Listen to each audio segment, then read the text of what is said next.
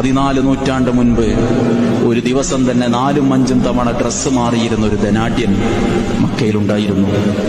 അദ്ദേഹം ഉപയോഗിക്കുന്ന സുഗന്ധം അത് ആസ്വദിക്കാൻ സ്ത്രീകൾ തെരുവോരങ്ങളിൽ കാത്തു നിൽക്കാൻ മാത്രം സമ്പന്നതയിൽ കഴിഞ്ഞൊരു ധനാഢ്യൻ, സൗന്ദര്യമുണ്ടായിരുന്നൊരു വ്യക്തി മുസ്അബ് ഇബ്നു ഉമൈർ റളിയല്ലാഹു അൻഹു ആണ്. പക്ഷെ ഇസ്ലാമിന്റെ മധുരം കിട്ടി, ഇസ്ലാമിലേക്ക് വന്ന് മദീനയിലെ പ്രബോധനത്തിന്റെ ഉത്തരവാദിത്തം ഏൽപ്പിച്ചു മുസ്അബ് റളിയല്ലാഹു അൻഹുവിനെ അല്ലാഹുവിന്റെ റസൂല്. ആ മദീനയുടെ തെരുവുകളിൽ ഓരോ വീടുകളിലും കയറി ദീനിന്റെ പ്രബോധനം നടത്തിയത് മുസ്അബ് റളിയല്ലാഹു അൻഹു. ആ സൗന്ദര്യമൊക്കെ പോയി, കറുത്തു കരിവാളിച്ച ശരീരമാണ്.